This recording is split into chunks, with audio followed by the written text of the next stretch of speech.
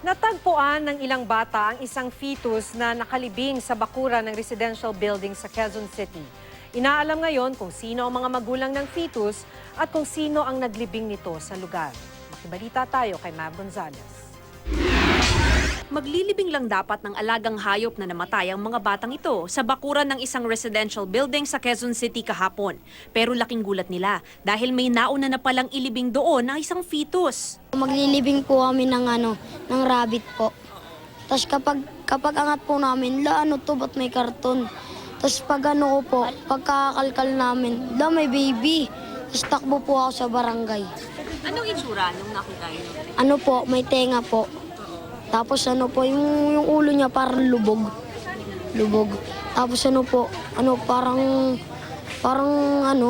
tawag doon? May buhok na po siya. May buhok na po. Opo. Tapos kita po yung puso niya po. At yung parang atay, pinagunanan. Mababaw lang ang hukay na pinaglibingan sa fetus. Isinilid ito sa isang plastic bag at karton. Sariwa pa ang dugo, kaya tingin nila ay bagong libing pa lang ito.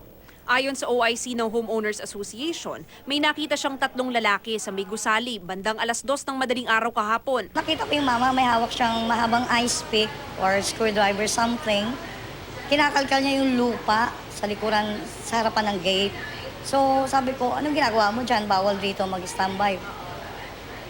Maglilibing daw siya ng aso. Sabi ko, bawal. After 2 to 3 seconds, may 2 mama na umikot. Yun na raw marahil ang naglibing sa fetus. May pinagsususpechahan na raw ang mga taga-barangay kung sino ang ina ng bata. Sana na makonsensya naman siya. Pero may mga na kami. Meron na kami mga suspect. Gusto lang namin ma-prove kung sino. Pag nakita namin siyang, kasi kita namin siya buntis eh. Humihingi naman ng tulong ang barangay sakaling may nakakakilala sa ina at sa mga lalaking naglibing sa fetus. Mav Gonzalez, GMA News.